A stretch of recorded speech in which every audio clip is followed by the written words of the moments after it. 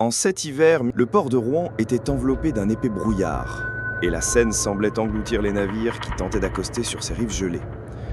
C'est dans ce décor sombre que Julien Morel, un marchand ambulant de 38 ans, débarqua, une sacoche de cuir usée, fermement serrée tout le bras.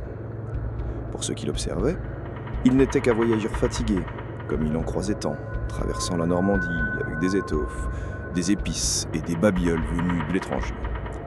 Mais à l'intérieur de cette sacoche se trouvait ce qu'il savait être la révélation la plus troublante de sa vie.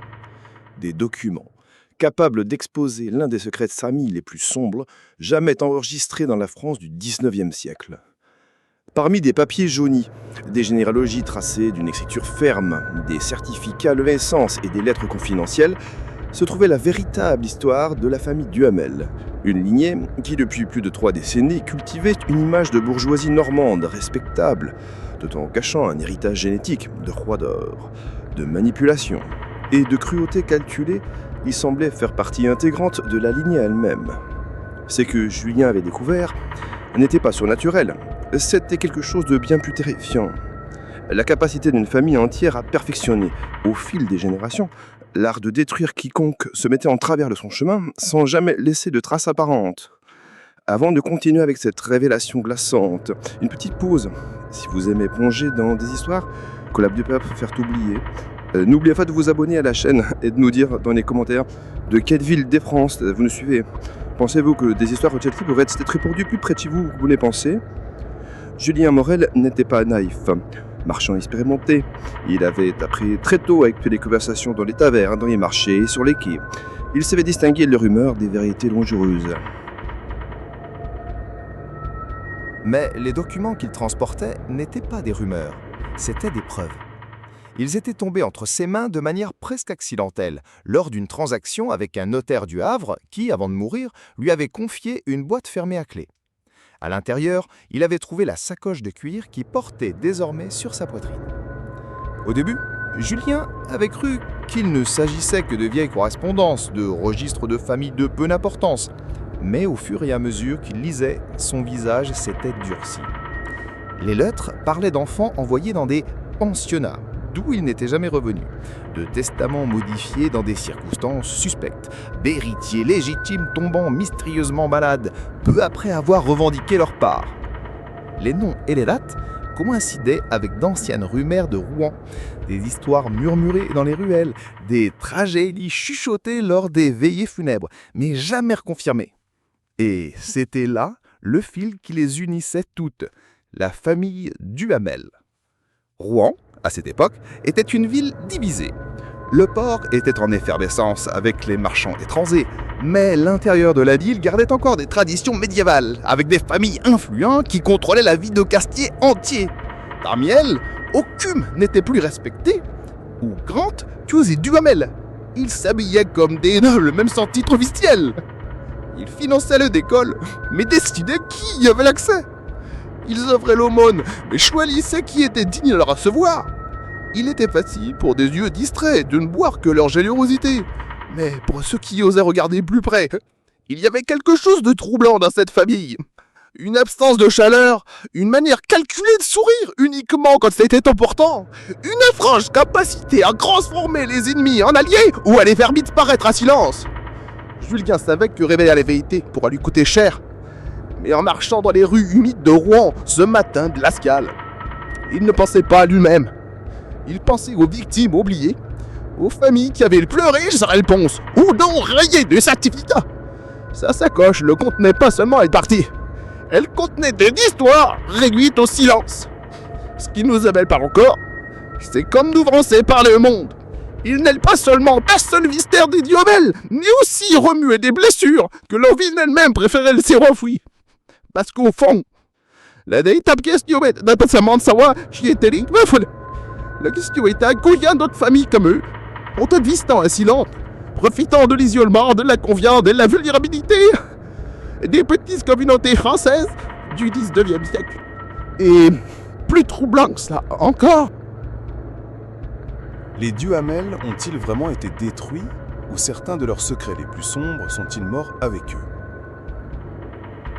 Au cœur de la France rurale, Là où les collines s'étendent comme des vagues figées dans le temps et où les forêts de chênes s'accrochent aux vallées profondes, se trouvait le village oublié de Montclair. En 1836, il apparaissait à peine sur les cartes officielles. Les rares voyageurs qui s'aventuraient sur ces routes disaient qu'entrer à Montclair, c'était comme franchir une frontière invisible vers une autre époque, un lieu immobile où le monde moderne n'était pas encore arrivé. Les chemins qui y menaient n'étaient que des sentiers étroits et boueux, bordés de murs de pierre en ruine et de vignes sauvages qui s'entremêlaient comme des doigts desséchés pointant vers le ciel. Montclair avait été fondé en 1792, au plus fort des bouleversements de la Révolution française. 3 familles protestantes, persécutées et expulsées de leur ville natale de Lyon, avaient trouvé refuge dans cette petite clairière cachée dans les bois. Il y avait érigé des exemples grises, un petit moulin et surtout une modeste chapelle en bois, qui devint rapidement le cœur spirituel et social de la communauté. Ce n'était pas seulement un temple, mais un refuge contre le chaos du monde extérieur. 40 ans plus tard, Montclair comptait un peu plus de 200 habitants. La plupart étaient des descendants directs de familles fondatrices, unis par des liens de sang, de foi et de silence, d'y vivre ces vieux souverains de la stricte, où chaque geste était observé et chaque écart rapidement corrigé par le regard sévère du pasteur et des anciens. L'isolement qui les produisait les emprisonnait aussi. Peu partaient et encore moins au jeu de arrivé. Les matins, mon cuir était enfourbu dans les pieds roulants, customeux mêlés d'unir blanc comme à Londres et Branto et de se dissiper de milliers de journées. La cloche de la chapelle souillée métallique marquait non seulement l'heure des prières, mais aussi de rythme la vie de chaque famille. Quiconque y va, Montclair entendrait d'abord les cosses chéris pour y rêver les collines, que c'était l'avertissement, car dans le différent des ici, un temps propre ce lieu-là. C'est nos records silence ancestral, étoiles issues les broncs, le cœur bas l'après-midi, une veille, une apprentissage des stalangette pour remplir de bois, complété d'ogier, ou bien dans le front de keuf. Et la tenue de centre système calme, elle était plus rigoureuse que d'amitié, le relativement la type, dit que le zout n'était simple de nous, les polas, cette boule qui peintre godine, comme je console les signes, c'était pour la fin du bois, oublié. L'après-midi du 14 novembre, juste avant le coucher du soleil, alors que la lumière dorée se brisait en lambeaux d'olbre entre les chênes, 3 figures apparurent sur le sentier venant du sud. La première était un homme grand et mince, au pas ferme, bien que son corps trahisse le poids d'une longue marche. Il portait un manteau usé, déjà effiloché aux manches, et des bottes qui avaient parcouru d'innombrables kilomètres. Ses cheveux, autrefois noirs, étaient maintenant parsemés de fils gris, bien qu'il n'ait pas encore 40 ans. Son visage était sillonné de rides précoces, non pas dues à l'âge, mais aux épreuves. Cet homme était Étienne Marchand, un prêcheur itinérant connu dans les villages reculés et oubliés le long des chemins étroits qui serpentaient à travers les campagnes de France. À ses côtés marchaient de jeunes filles de 9 ans, si semblables qu'elles semblaient être le reflet l'une de l'autre. C'étaient ses filles jumelles, Élise et Camille. Elles portaient de simples robes en tissu sombre, déjà trop courtes pour leur corps qui grandissait vite. Leurs fines bottes protégeaient à peine le pied de la boue froide du chemin. Chacune portait un petit baluchon avec ses affaires, mais ce qui attirait le plus l'attention n'était pas leurs vêtements ni leur ressemblance physique, mais leurs yeux. Les yeux des 2 filles brillaient d'une manière qui mettait mal à l'aise quiconque les fixe trop longtemps. Il n'y avait ni balise ni innocence enfantine. Il y avait une conscience, une lucidité silencieuse qui semblait peser plus lourd que leur âge ne le permettrait. Élise, la plus bavarde, portait ce regard avec une confiance presque défiante. Camille, en revanche, le maintenait en silence, comme si son âme contemplait des choses invisibles au train. Le poids du voyage. Le voyage jusqu'à Montclair avait été particulièrement difficile. Les pluies tardives d'octobre avaient transformé les sentiers de terre en couleur boueux, et Étienne avait souvent vu porter Camille sur ses épaules quand la fièvre l'affaiblissait. La petite fille était plus fragile que sa sœur, mais avec la bravo toujours un ton plus bas et une toux sèche qui s'obstinait à la visiter les nuits froides. Pourtant, il y avait une sérénité sur son visage qui contrastait avec la vivacité inquiète d'Élise. Étienne n'emportait qu'une vieille sacoche de cuir, où il gardait sa négligée, quelques objets personnels, et un cahier de couverture sombre où, disait-on, il consignait des réflexions et des observations spirituelles. Depuis la mort de sa femme, Madienne, survenue en donnant naissance à Julien, 9 ans plus tôt, il ne s'était plus jamais séparé de ce cahier. C'était donc que sorte de lien entre sa vie d'autrefois, il a dû réalité le prêcheur errant. Lorsqu'ils arrivèrent finalement aux abords du village, les ombres avaient déjà englouti les maisons de Quières et la petite place centrale. Le son grave de la cloche de la chapelle résonnait sur la colline, appelant les fidèles à la prière du soir. C'est ainsi que le pasteur Jean-Baptiste Fournier, chef spirituel de Montclair, les vit pour la première fois. La rencontre avec le pasteur Fournier. Fournier était un homme robuste, avec une barbe bien taillée et un regard autoritaire. Originaire de Dijon, il avait abandonné le confort de la ville pour servir cette communauté isolée, croyant que sa mission était de préserver la foi dans des terres où la modernité mettait du temps à arriver. Il consignait tout dans son journal, naissance, décès, mariage et événements importants du village. Sa minutie à noter chaque détail se réputa essentielle pour préserver la mémoire de ce qui allait se produire. Ce soir-là, en terminant ses prières, Fournier vit à la porte de la chapelle, flanqué de filles, sa silhouette. La première pensée qui lui vint fut celle de la fatigue, non seulement physique, mais spirituelle. Il y avait quelque chose dans la posture de cet homme qui trahissait un fardeau, allant au-delà de la pauvreté ou des difficultés du chemin. Les filles restaient près de lui, comme si l'ombre de son corps était leur abri naturel. « Que Dieu vous amène en paix », dit Fournier, tendant la main pour saluer le visiteur. Étienne inclinant légèrement la tête, sans oser un sourire. « Bien sûr qu'un serviteur à la recherche d'hommes fatigués, » répondit-il d'une voix grave qui résonnera dans la chapelle presque vide. « Ce sont mes filles, Élise et Camille. » Les filles fixèrent le pasteur de les yeux attentifs. Élise soulait, mais Camille restèrent silencieuses, comme si elle mesurait l'homme devant elle. La première bizarrerie, cette même nuit, la famille marchande fut accueillie dans la maison du pasteur, où il était avec son épouse, Marguerite. La table était simple, garnie d'un pain noir, de soupe de légumes et d'un peu de vin de la mauvaise récolte de cette année. Pendant le repas, Élise, qui parlait avec une aisance surprenante pour son âge, interrogea l'épouse du pasteur dans le jardin qu'elle entretenait derrière la maison. Les roses ont-elles refleuri après la maladie qui les a presque trouées il y a 3 étés? La cuillère tomba dans Madame Arlette, qui restait immobile un instant, regardant à la petite fille avec stupeur. En effet, 3 ans auparavant, une infestation incertaine avait dévasté Roger qu'il était sa plus grande fierté. Et peu de gens dans le village étaient au courant de la lutte silencieuse qu'elle avait menée pour en sauver au moins un plan. Mais ceux qui le sauvaient n'en auraient jamais parlé en dehors des limites de Montclair.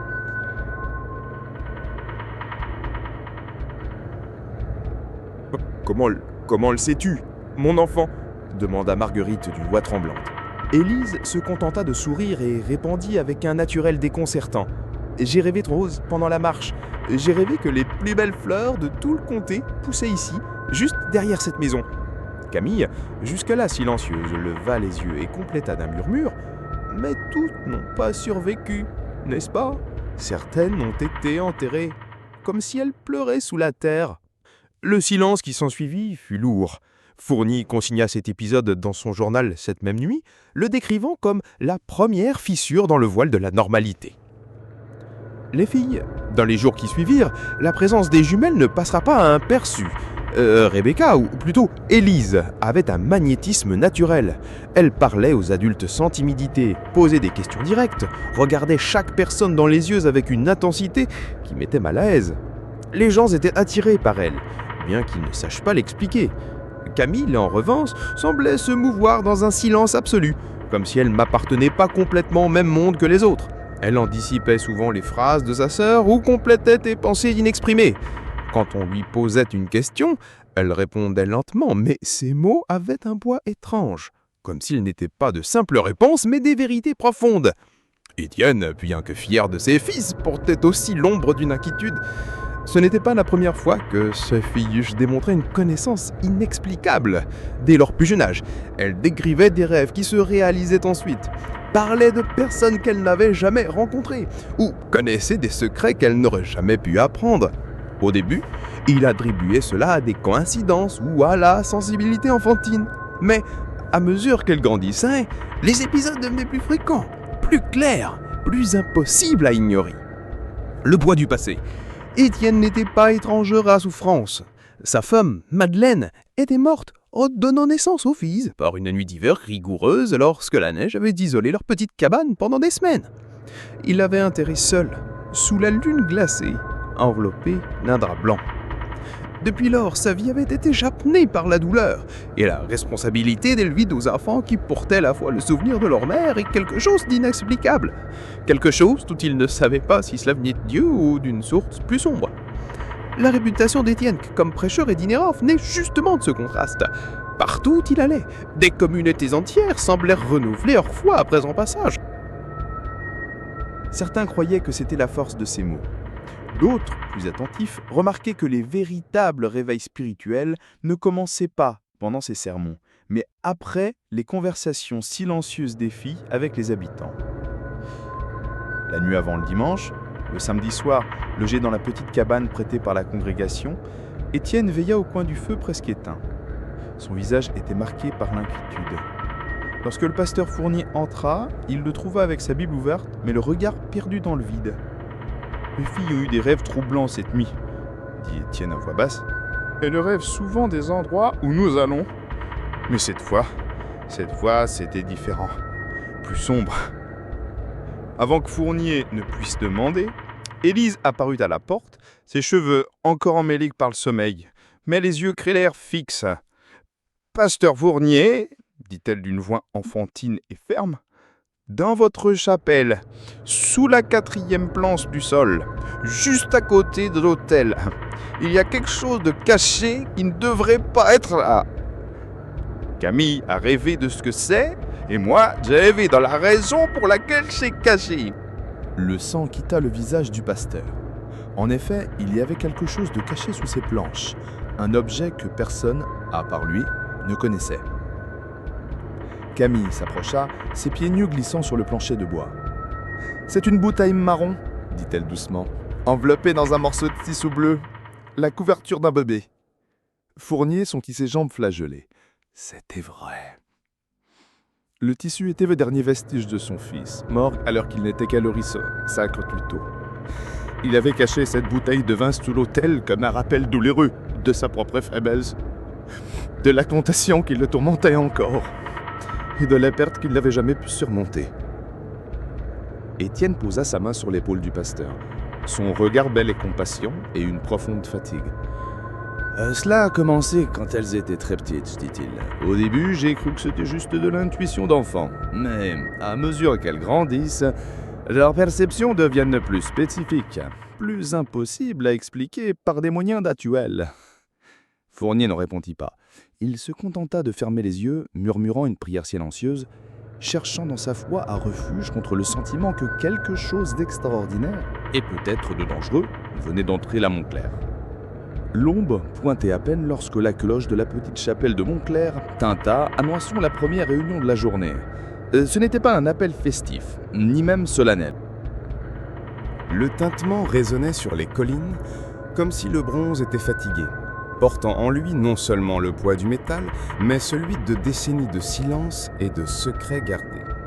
Les habitants, dispersés dans leurs maisons de pierre, se réveillèrent sans surprise. C'était comme si ce son faisait partie de la respiration même du village, prévisible, inévitable, mais jamais totalement réconfortant.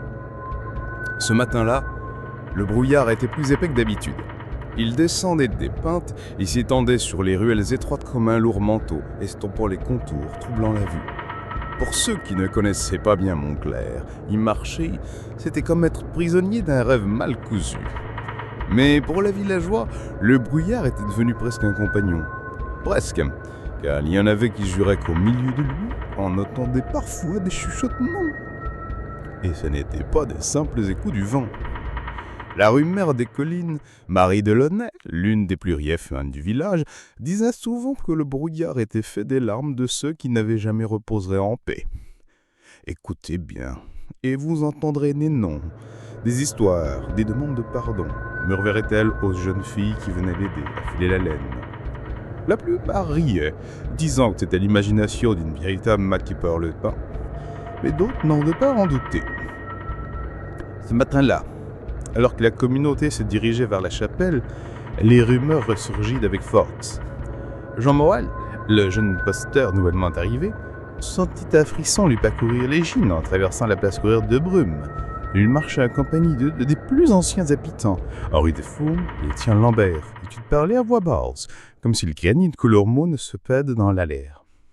« Vous avez encore entendu ?»« Oh oui !» demanda Étienne, les yeux fixés sur le salé. « Oui », répondit la sept mains, sans vouloir s'étendre. « Qu'est-ce que vous avez entendu ?» s'aventurait Jean. Un ange s'arrêta un instant, prit une profonde respiration et répondit.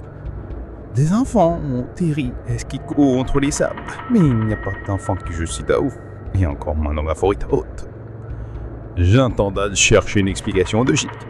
C'était peut-être l'imagination d'hommes impétueux aux étoiles fantômes, mais la fermeté dans le ton de rire le laissa perplexe. Le pôle du passé. Le culte de ce matin-là semblait plus lourd que d'habitude. Les bougies vacillaient comme si elles n'étaient qu'un trait de vent invisible. Le brûle lâchait, grinçait à chaque montre Jean. Il parlait d'espoir, de la nécessité de rester ferme dans la foi, mais ses yeux traversaient un certain malaise. Il avait déjà remarqué lors de ses sermons précédents que l'assemblée gardait un silence particulier. Ce n'était pas un silence d'attention, mais de retenue, comme si chaque famille avait une histoire qu'elle n'oserait jamais partager haute voix. Marie Delaunay, assise au premier rang, l'observait attentivement. Ses yeux profonds semblaient contenir plus de questions que de réponses. Lorsque le sermon fut terminé, elle s'approcha du jeune pasteur. « Vous parlez d'espoir, jeune homme, » dit-elle à voix basse. « Mais vous devez comprendre que Montclair est un endroit où l'espoir a toujours un prix. » Jean, confus, lui demanda ce qu'elle voulait dire, mais Marie se contenta de lui serrer la main et de s'éloigner, disparaissant dans le brouillard qui enveloppait encore la place. Les enfants et la colline. Ce n'est qu'en fin d'après-midi que quelque chose se produisit réellement. Deux fillettes, les filles d'Étienne Lambert, étaient sorties chercher du bois près de la colline au nord. Quand elles revinrent, j'étais pâle, presque incapable de parler. Leur mère tenta de les calmer, mais les yeux écarquillés des petites en disaient plus que les mots ne le pourraient. Jean fut appelé en hâte.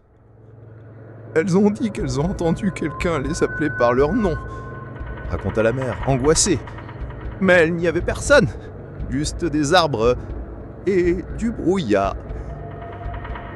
Les filles hochaient la tête en silence, incapables d'articuler des phrases complètes.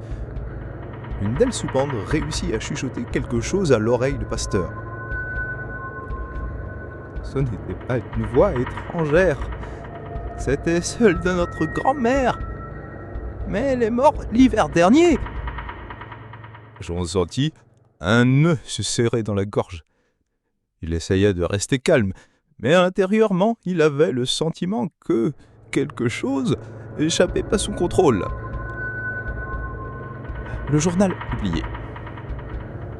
Cette même nuit, alors qu'il réfléchissait aux événements, Jean décida d'explorer la petite maison du pasteur où il était hébergé. Le lieu ancien et humide abritait des meubles qui avaient déjà appartenu à d'autres pasteurs qui l'avaient précédé. Dans un coin du Dubrow, caché sous des planches de plancher branlantes, il trouva un journal poussiéreux. L'écriture, ferme mais un peu tremblante, appartenait à Paul Vernet, un pasteur qui avait vécu à Montclair jusqu'en 1819. Jean passa ses doigts sur les pages jaunies, lisant des passages décousus. Mais une phrase se détacha. « Le brouillard n'est pas seulement du brouillard, c'est la mémoire. Et la mémoire ne meurt jamais, elle exige un prix. » Jean referma le journal, le cœur battant. Les mots semblaient confirmer ce que le villageois insinuait toujours. Montclair n'était pas seulement un village oublié, mais un endroit où le passé marchait encore parmi les vivants. La nuit des murmures. Quand l'obscurité tomba, le brouillard revint, plus dense que jamais. Le silence était si intense que n'importe quel son devenait presque une intrusion. Et puis, il entendit un murmure, bas, traînant, mais assez clair pour qu'il ne soit pas le fruit de son imagination. « Jean !» Il s'arrêta, glacé. Son nom, ce n'était pas possible. Il se retourna, mais il n'y avait personne. Juste le brouillard, immobile, l'encerclant comme un mur invisible. Le murmure revint, cette fois plus près. « Jean ? Vous ne pouvez pas les sauver !» Le jeune pasteur tomba à genoux, tout son corps saisi par une peur primitive. Sa foi, jusque la ferme, semblait vaciller face à ce que la raison ne pouvait expliquer. Lorsqu'il parvint enfin à s'embalder ses forces pour retourner au village, son visage était pâle comme de la cire. Il ne raconta à personne ce qu'il avait entendu, mais il savait quelque chose à Montclair était à l'affût, quelque chose qui portait les échos du passé et se nourrissait du silence des vivants. Mais d'une certaine façon, cette chose connaissait déjà son vent. Les collines de Montclair avaient toujours été connues pour leur calme. Le silence des après-midi semblait presque un pacte entre la nature et les habitants. Mais en cette hauteur, en 1836, le silence commençait à être brisé, non pas par des cris humains, ni par des chants d'oiseaux, mais par quelque chose que personne ne sut nommer. Les premiers à se rendre compte furent les enfants. Quand ils couraient dans les champs, ils revenaient chez eux en disant qu'ils avaient entendu des voix dans le vent. Des voix qui chuchotaient leur nom, des voix qui venaient des collines, du bois, ou même de derrière les murs de pierre. Hors des mues, les parents riaient, attribuant cela à l'imagination fertile de l'enfance. Mais quand les adultes commencèrent eux aussi à entendre les murmures, le rire se transforma en inquiétude. Paris une nuit, au levant soufflait fort, du nord. Madame Voilà, l'une des plus anciennes habitantes du village, sortit pour ramasser du bois, en traversant d'un cours de sa maison. Elle abordit discrètement, quelqu'un appelait « Élise, Élise !» Son cœur se relâcha. Personne ne l'appelait ainsi depuis sa jeunesse. Son nom, je vais me fier, oublié, résonnait maintenant dans l'obscurité. Tremblante, elle laissa sa brassée de branches et se précipita à l'intérieur. Elle s'enferma à clé et passa la nuit éveillée, priant en silence.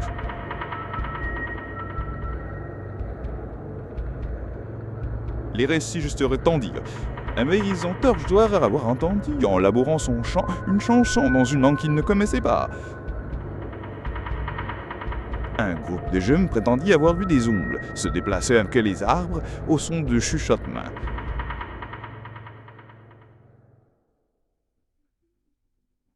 Et un voyageur qui s'était abrité dans une auberge s'enfuit à l'aube en disant que quelqu'un était resté debout et près de son lit dans l'ennemi, respirant dans l'obscurité.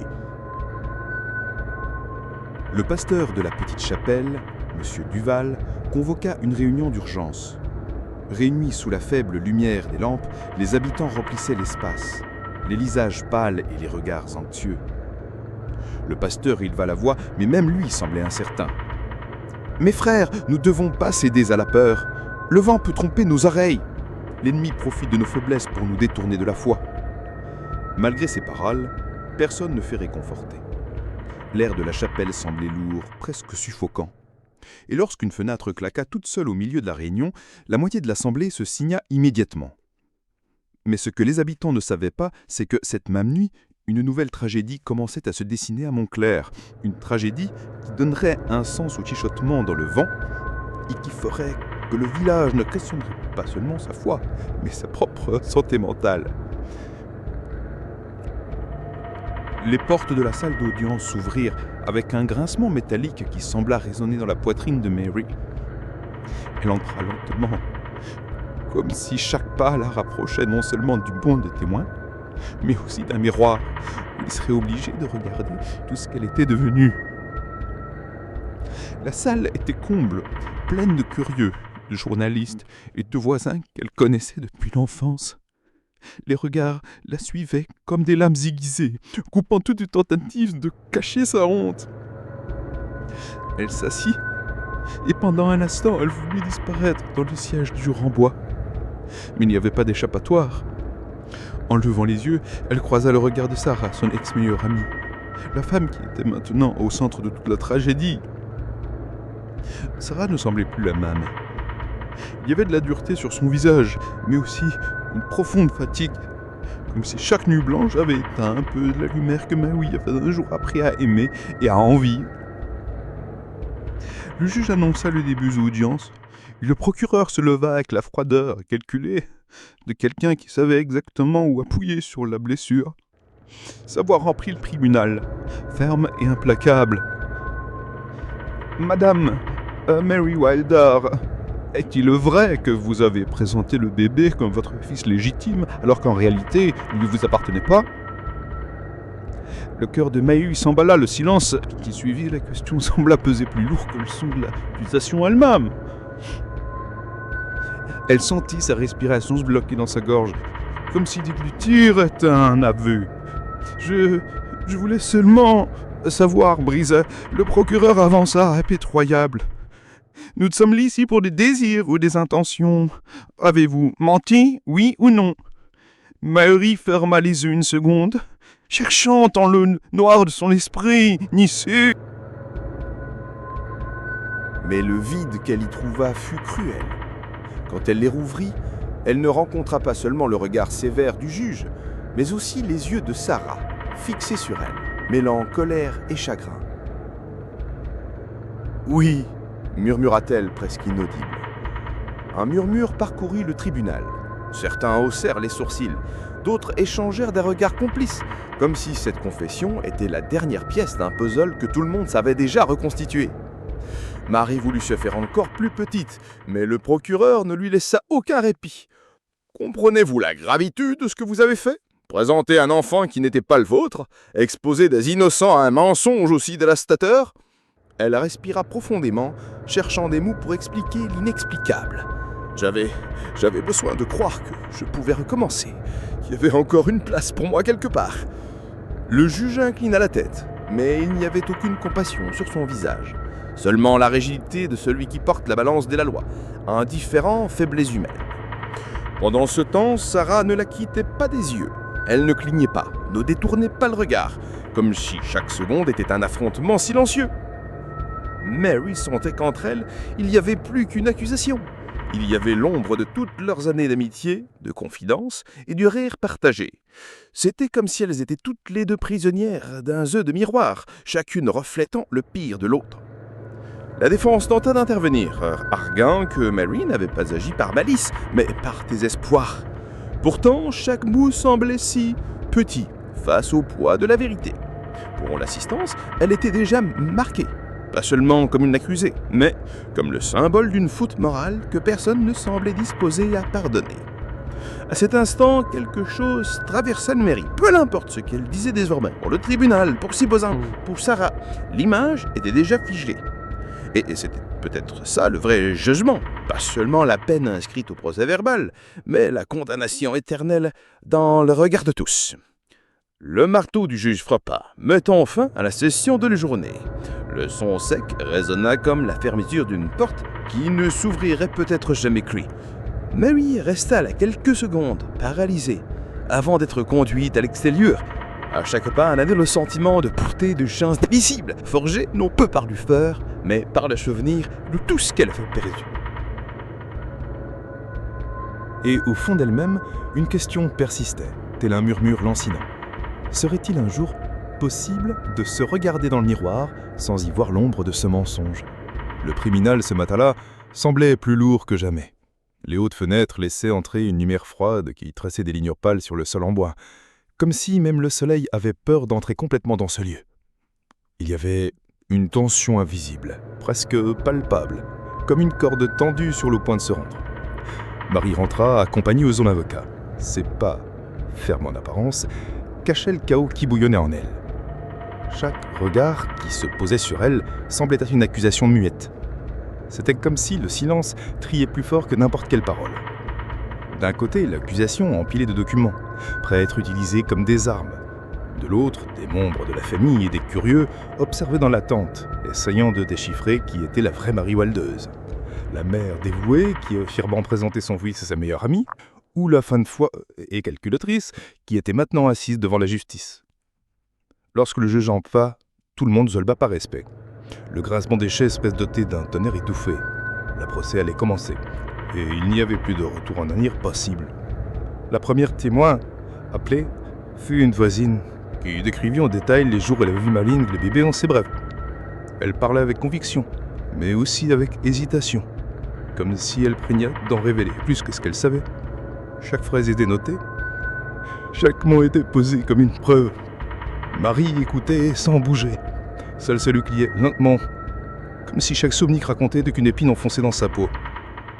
Quand la voisine eut terminé, l'accusation semblait satisfaite. Mais le silence qui suivit fut presque insupportable. C'était alors au tour de la défense. L'avocat de Marie s'éleva, ajusta ses lunettes et s'avança au centre du tribunal. D'une voix ferme, il commença à interroger la voisine. « Pouvez-vous affirmer avec une certitude absolue que ce que vous avez vu correspond à l'entière vérité, qu'il n'y eut aucun malentendu ?» La femme hésita. Cette petite pause fut comme une frisure dans le mur érigé par l'accusation. Le public le remarqua, le juge aussi. Et à cet instant, Marie comprit quelque chose.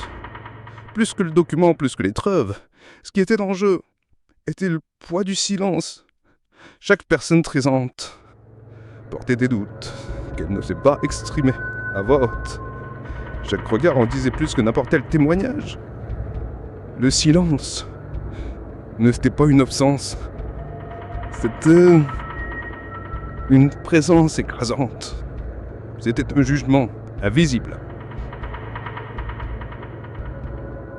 Marie respira profondément. Elle savait que si elle voulait résister, elle devrait apprendre à se mouvoir à l'intérieur de ce silence, à supporter le poids des regards qui la condamnaient sans mots, à affronter non seulement le tribunal de la loi, mais aussi le tribunal de l'opinion. Et tandis que la session se poursuivait, avec des voix qui se croisaient, des documents lus et des accusations lancées comme des lames, Mary resta immobile. Son cœur battait vite, mais que son visage était un masque. Le silence demeurait là, remplissant chaque espace entre les mots, et Mary se demandait qu'est-ce qui soit le plus fort, les preuves présentées ou le jugement qui résonnait dans les esprits silencieux.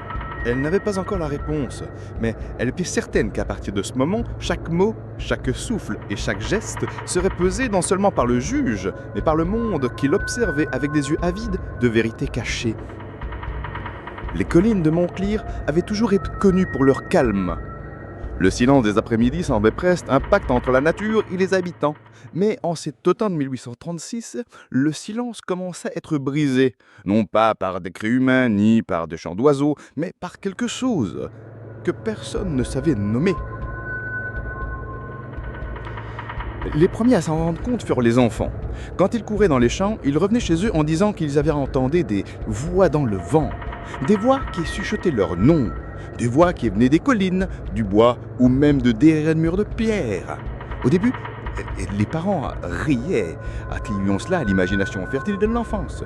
Mais quand les adultes commencèrent eux aussi à entendre les murmures, le rire se transforma en inquiétude. Par une nuit où le vent soufflait fort du nord, Madame Verlin, une des plus anciennes habitants du village, sortit pour ramasser du bois. En traversant la cour de sa maison, elle entendit distinctement quelqu'un appeler « Élise! Élise !» Son cœur se glaça. personne ne l'appelait ainsi depuis sa jeunesse. Sa nom de jeune fille oubliée résonnait maintenant dans l'obscurité. Tremblante était là, l'endurcée de branche et cette pluie qui pourtant était vieux. Elle s'enferma à quelqu'un qui passait la nuit œillée en pliant son silence. Les récits se répandirent. Un agriculteur jurait avoir entendu en aboulant son champ une chanson dans une langue qu'il ne connaissait pas. Un cœur d'un jeune prétendu avoir perdu des ondes les a déplacées entre les arbres aux ondes chuchotement. Et un voyeur les qui s'était avalé dans une auberge sentit à l'eau en disant que quelqu'un était resté debout près de son nez pendant la respirant dans l'obscurité.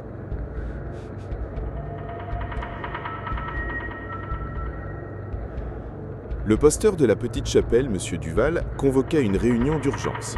Réunis sous la faible lumière des lampes, les habitants remplissaient l'espace, les visages pâles et les regards anxieux. Le pasteur éleva la voix, mais même lui semblait incertain. « Mes frères, nous ne devons pas céder à la peur. Le vent peut tromper nos oreilles. L'ennemi profite de nos faiblesses pour nous détourner de la foi. » Malgré ces paroles, personne ne fut réconforté. L'air dans la chapelle semblait lourd, presque suffocant. Et lorsqu'une fenêtre claqua toute seule au milieu de la réunion, la moitié de l'assemblée se signa immédiatement. Mais ce que les habitants ne savaient pas, c'est que cette même nuit, une nouvelle tragédie commençait à se dessiner à Montclair. Une tragédie qui donnerait un sens au chuchotement dans les vents et qui ferait que le village ne questionnerait pas seulement sa foi, mais sa propre santé mentale. Les portes de la salle d'audience s'ouvrirent avec un grincement métallique qui sembla résonner dans la poitrine de Mali. Elle entra lentement, comme si chaque pas la rapprochait non seulement du banc des témoins, mais aussi d'un miroir, où elle serait obligée de regarder tout ce qu'elle était devenue. La salle était comble, pleine de curieux, de journalistes et de voisins qu'elle connaissait depuis l'enfance. Les regards la suivaient comme des lames aiguisées, coupant toute tentative de cacher sa honte. Elle s'assit, et pendant un instant, elle voulut disparaître dans le siège dur en bois, mais il n'y avait pas d'échappatoire. En levant les yeux, elle croisait le regard de Sarah, son ex-meilleure amie, la femme qui était maintenant le centre de toute la tragédie. Sarah ne semblait plus la même. Il y avait de la dureté sur son visage, mais aussi une profonde fatigue, comme si chaque nuit blanche avait éteint un peu de la lumière que Marie avait un jour accrue, arrêtée et enviée. Le juge annonça le début de l'audience, et le procureur se leva avec la froideur calculée de quelqu'un qui savait exactement où appuyer sur la blessure. Sa voix remplit le tribunal, ferme et implacable. « Madame Marie Welder, est-il vrai que vous avez présenté le BP comme votre fils légitime, alors qu'en réalité il ne vous appartenait pas ?» Le cœur de Marie s'emballa. Le silence que suivit la question sembla peser plus lourd que le son de l'accusation elle-même. Elle sentit sa respiration se bloquer dans ses griffes, comme si déglutissait était en affût. « Je voulais seulement savoir projet. » Le procureur avança, impitoyable. « Nous ne sommes pas ici pour des désirs ou des intentions. Avez-vous menti, oui ou non ?» Le tribunal était resté silencieux lorsque Marie quittait l'enceinte en fin d'après-midi. Le soleil se couchait déjà derrière les hautes fenêtres, teignant le mur de ton doré, qui contrastait avec la froideur tartasieux.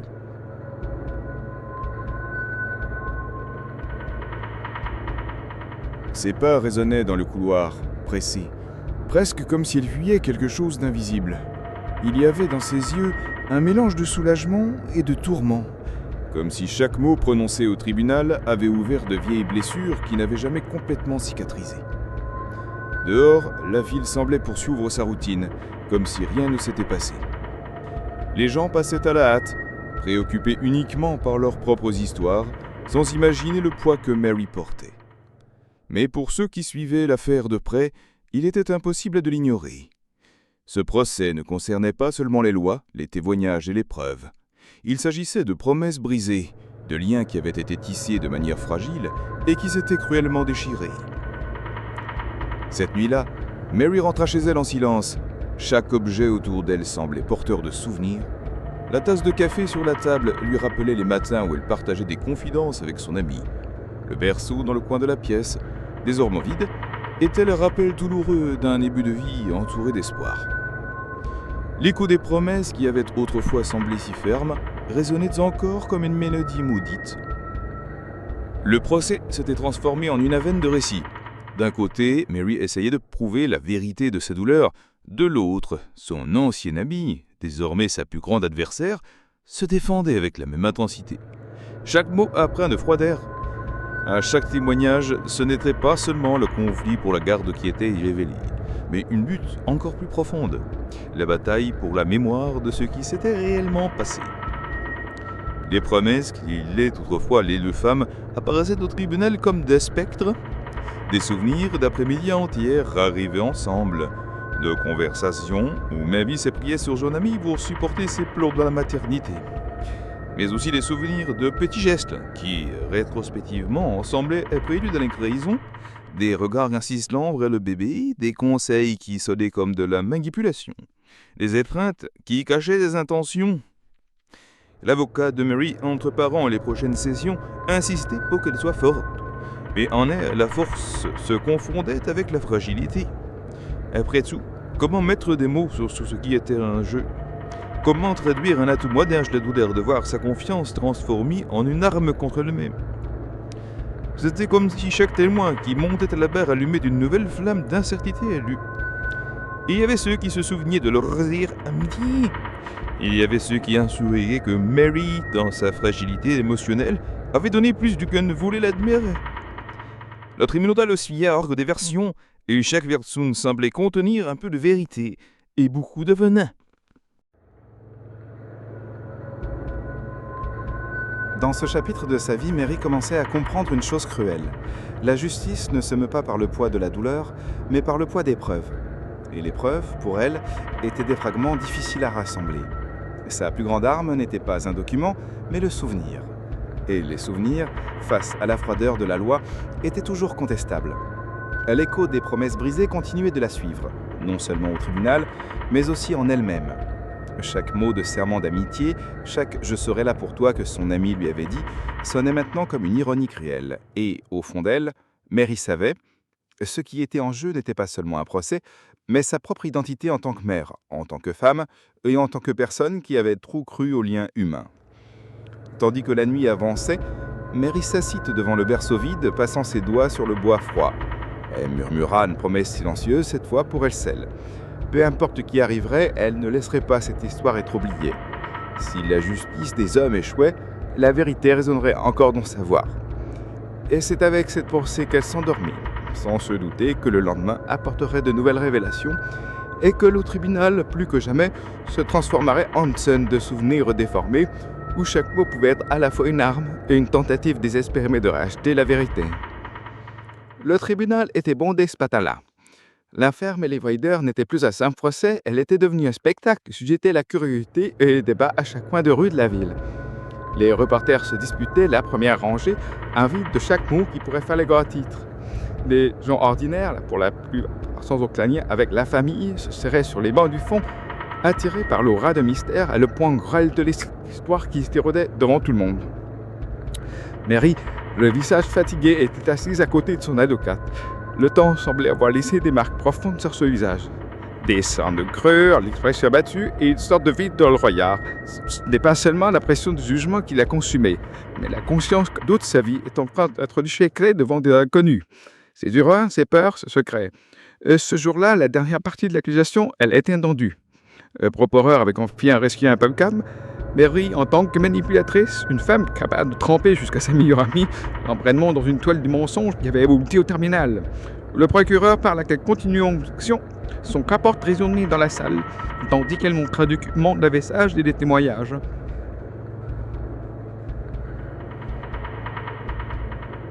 Il peignait Mary non seulement comme une accusée, mais comme un symbole de tout ce que la société méprisait. La fausseté et la trahison, la rupture de la confiance. De l'autre côté, la défense appelait au calme. Son avocate, une femme à la voix douce mais incisive, tentait de montrer que Mary n'était pas un monstre. C'était une femme brisée, avec des blessures émotionnelles que personne n'avait pris la peine de voir. Quelqu'un qui cherchait l'acceptation et qui, en s'engageant sur le mauvais chemin, avait fini par construire une mascarade qui lui avait échappé. Elle ne voulait pas faire de mal, elle voulait être aimée, elle voulait être vue, disait la défenseur, la voix étranglée, essayant de retrouver un fil d'humanité dans l'image dévastée de sa cliente. Sur le banc des témoins, la meilleure amie de Mary fut épelée une dernière fois. Le silence était absolu lorsqu'elle marcha jusqu'à son chiage. Ses yeux étaient embuvés, et en regardant Mary, elle n'ait pu cacher un mélange de colère, de douleur et une ombre de regret. Là, devant tout le monde, elle confessa qu'elle n'avait jamais imaginé que la personne en qui elle avait le plus confiance serait capable d'une telle trahison. Mais, en même temps, elle reconnut qu'elle voyait aussi en Mary une femme fragile, quelqu'un qui s'est dénoué dans ses propres mensonges au point de ne plus pouvoir revenir en arrière. Ces mots furent comme des coups de poignard dans l'air. Il n'innocentait pas Mary, mais ne la condamnait pas non plus complètement. Le tribunal entier put sentir que cette histoire ne portait pas seulement sur un crime, mais sur des relations humaines brisées, sur de la confiance rompue, sur des choix qui changent des destins.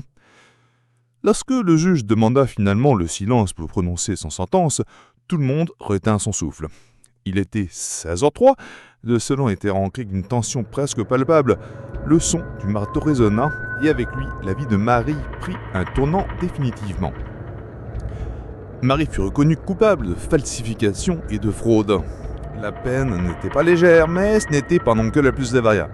Le juge, dans ses mots, reconnut qu'il avait là une tragédie personnelle, non pas seulement un crime, mais d'une vie effondrée.